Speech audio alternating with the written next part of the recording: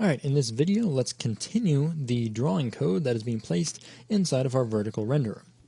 At this point, it is now time to address the measure and beat lines to be drawn along our staff in order to visually indicate timing. Now, just like as we have been doing up to this point, we're going to grab some code from the horizontal renderer and begin modifying it here inside of the vertical renderer. Now, looking at render horizontal, there's actually a decent amount of code that's used to put our measure lines together. Starting here, we go through the calculation of finding a specific tick that will be snapped to entire measure values, and then we go through the process of drawing those measure lines, drawing the beats as sublines, and then finally ending off here with the advancement of the tick itself. Now I want to grab all of this code beginning at the end of the while loop. So this is the end of the while it's used for measure drawing. We'll begin selecting here and go all the way up to our comment denoting that we're starting the measure and beat lines section. Again, just pointing this out since it's enough screen space that it actually takes up more than an entire vertical buffer's worth of space.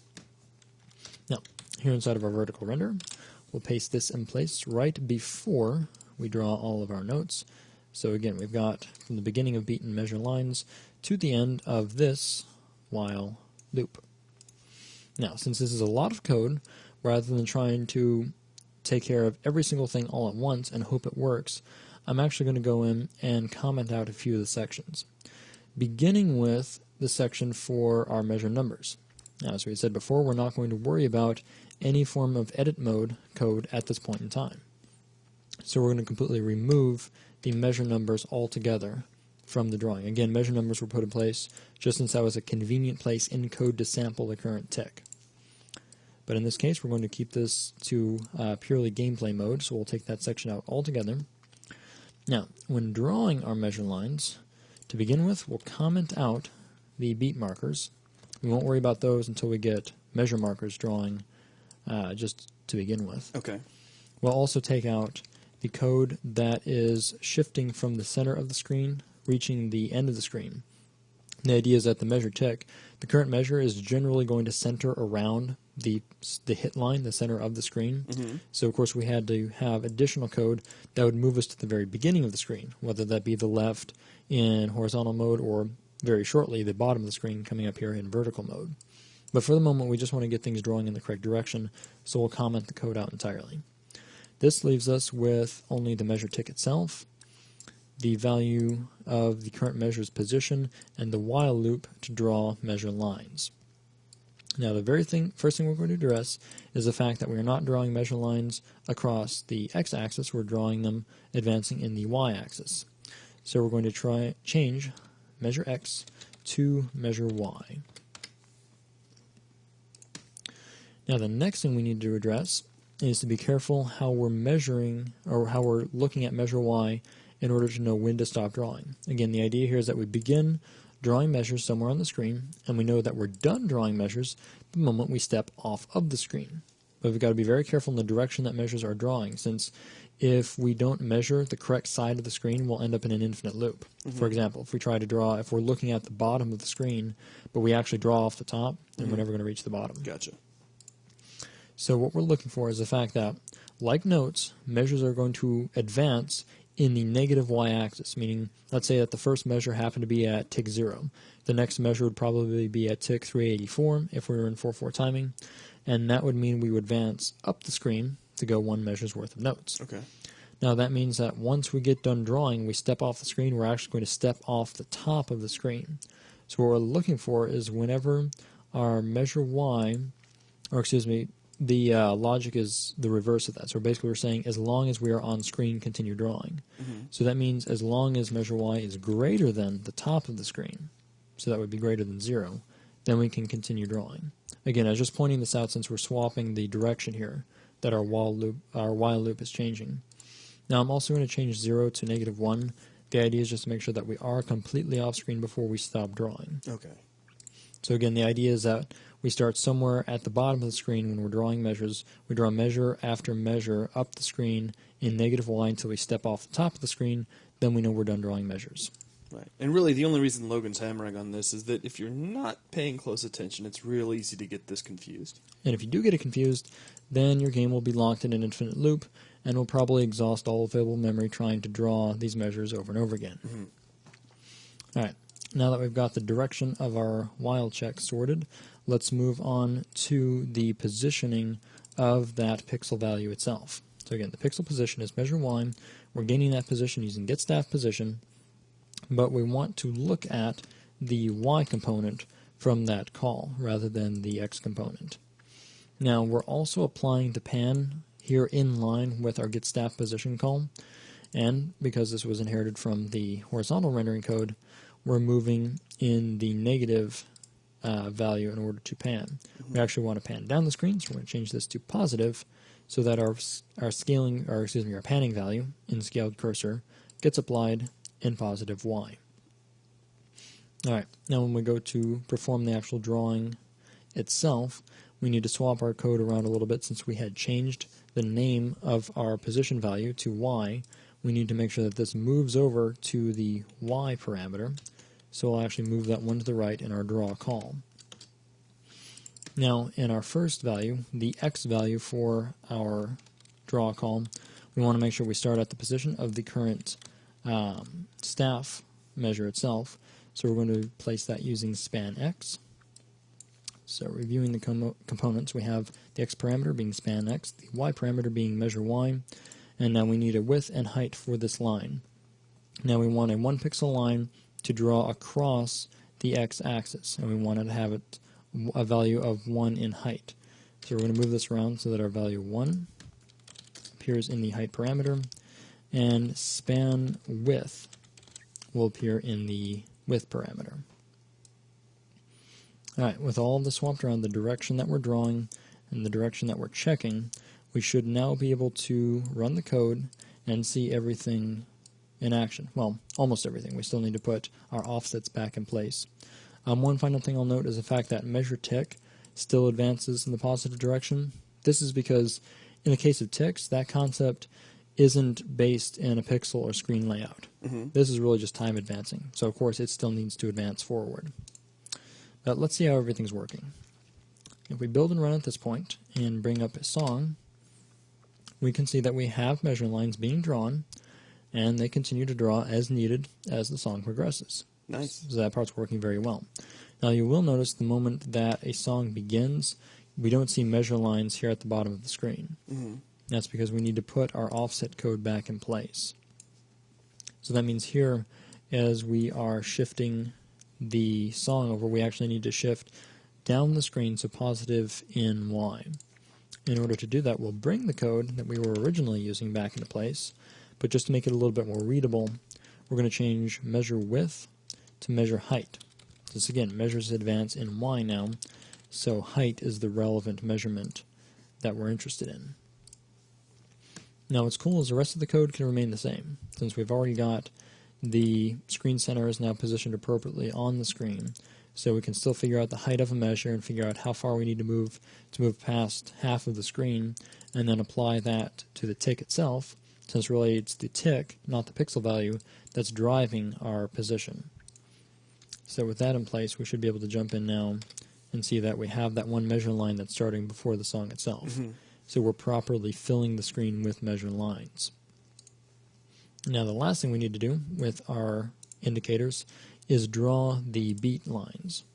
So we'll bring the for loop back into play that draws all of the sub-markers for each of our beats. Now here inside of this code, I do want to rename one of the variables. I'm going to take our beat x value and rename that to beat y. Now when we go to perform the actual drawing of beats, we want to make sure that we swap these around. So swapping x and y, where currently we don't have a span y, we have a span x, and that should go in the x parameter. So we'll simply move that around. So we have span x. Now beat y should go in the y parameter for our rectangle. Now for our width and height, we want a width to span the entire staff. So we'll bring in the value span width. We want a height of 1 for the line, just like we had done when we were drawing the measure lines themselves. Now as we're drawing these beats, beat after beat, we do want to make sure that they pan in the appropriate direction, so that is going to be positive scaled cursor. and we're also interested in the Y component, not the X component, from our get staff position call. Alright, with all these changes in place, let's take a look at the game, and we should see all of our beat indicators following along just as the measure indicators do. Nice. So with that, we now have the full measure and beat marker drawing in place. So really, at this point, drawing-wise, we have the vertical renderer completely assembled. This is what we wanted to get accomplished for the vertical renderer. Now there are a few other things that I do want to address, first of which is we want the game to default to using the horizontal renderer. So before we leave everything off, I'm going to take our horizontal renderer and move that to the first position, so that gets set up as the default. Again, that way if we jump into the game, we start off in horizontal, and we have the option of switching to vertical, or switching back and forth as desired. Mm-hmm.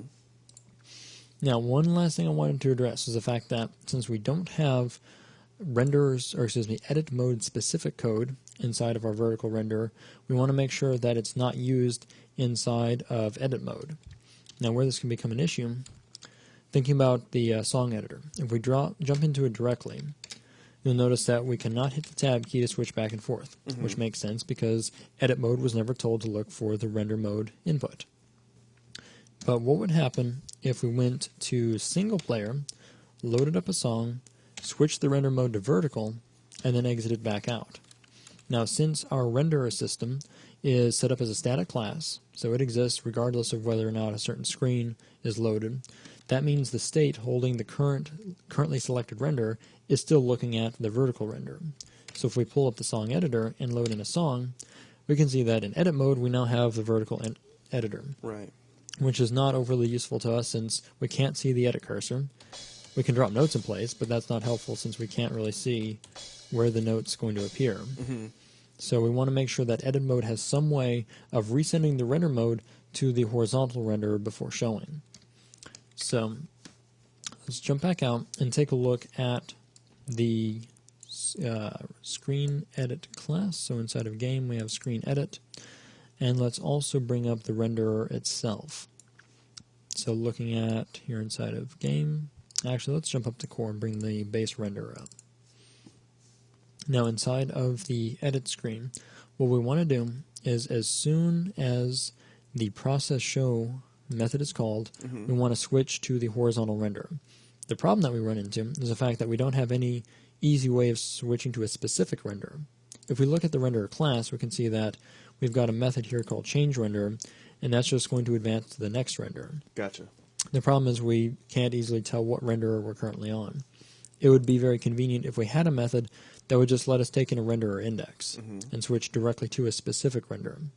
So what we're going to do is write just such a method. We could very easily put together a method that takes in an integer index. So let's put together a method that is public. We'll define it as static. We'll have no return, so we'll simply set the return type to void, and we'll call this method setRenderer. And then in order to specify a renderer, we'll pass in an integer called index. So what we need to do is simply set renderer index to the index value, but we do want to make sure that this value is within range of the renderer's list before we try changing the index. So we'll do a very quick check here with an if statement, making sure that first the index is greater than -1, since if it was -1 it'd be obviously out of bounds of the list itself. We'll also make sure that the index is less than the total renderer count. So we'll look at, in this case, here inside of renderer we have the renderer's list that has a count. And as long as we're less than that count, then we're within the zero-based range of the list itself. So if it's within range, then we can go ahead and set renderer index. So all we'll do is set renderer index to be equal to the incoming index parameter, and that's all we need to do inside of setRenderer. Now, as an option, couldn't you run like a while loop that just checks against your active renderer? And as long as it wasn't 0, you could just keep running the original change renderer until it flips back around to 0? We could. And just throwing out an option, that's all. In this case, we would avoid just a few cycles of iteration and just selecting one directly, since we're going to let the edit screen just leverage the fact that horizontal is the default one, so we know we want to get back to screen 0. Gotcha. So having a way to set screen 0 makes it a lot easier. But yeah, like what you were saying, let's look at the only thing we couldn't do, you were talking about using a while loop to just automatically advance using change render. The only problem is if we were inside of screen edit, we wouldn't be able to see the render index. Okay. Now we could probably do some more clever stuff by looking at the type. We could see if like the type of the screen happened to become a render or horizontal, then we could go with it. Gotcha. I was checking out the active renderer there. I didn't know if that was going to return what we're actually looking at.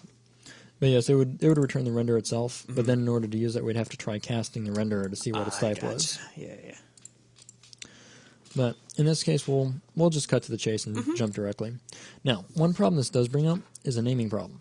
We've got two methods now, one called change renderer and one called set renderer. And that would be fairly confusing if we were outside of this class trying to select the appropriate method. Change cycle to maybe like change render to cycle render or something? We're actually going to change render to be more descriptive as to what it does. Okay. Since change render in the actual function advances to the next renderer, we're going to call the method select next renderer. So that way it's more obvious that that does something different than set render. So with that in place, actually looking at that, I had momentarily forgotten the fact that change render is currently in use by the game screen and free play screen. Yeah. Let me hit Control Z, back up. Let me use F2. We'll refactor this. So we'll rename by refactoring, taking change render to select next renderer. That'll take care of the naming inside of free play and game. And now everything should be very happy.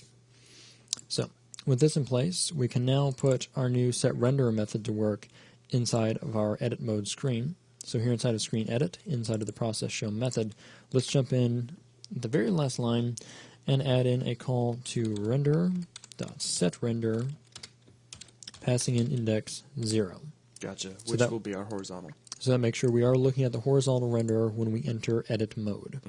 So to test this, once again, we could jump into single player and make sure we swap over to the vertical renderer, jump back out of gameplay, jump over to our song editor, and see that we immediately jump to horizontal mode the moment we need to work inside of the song editor. Gotcha. Now, if instead on the user's end, like if you're watching this video, if you wanted to take the time and make the changes necessary to edit mode so it supported the vertical render, you probably wouldn't need to do this. Right, you could remove this code. This is just just to keep everything helpful, given the fact that we don't have edit mode display. Right. The moment you went and decided that you wanted edit mode to function in vertical drawing as well, and went ahead and implemented things such as the edit cursor and the snapping grid inside of vertical mode, then you wouldn't need to do this check at all. You could just let whatever mode was there pop up and dedicate a key to switching the modes. Exactly. But in our case, since we just wanted to show the transforms, get a gameplay render in place, and we're still trying to reserve keys also. Thinking about edit mode, we've got a different input mode selection inside of edit mode, since we're wanting to make sure that it remains usable even on things like a Rock Band 1 drum controller. Right. So in this case, that also gives us one less key we have to worry about without looking at like the tab key. But with that now, we do have our vertical renderer in place. We have it fully functional in its gameplay rendering capacity. We've got all of our notes, tracks, and information drawn in vertical mode. We have the ability to swap between them easily, and we have a few loose ends tied up so that our edit mode can still select an appropriate screen that is able to draw editing information. So with that, that's going to wrap up this video, and it's also going to wrap up the renderer section.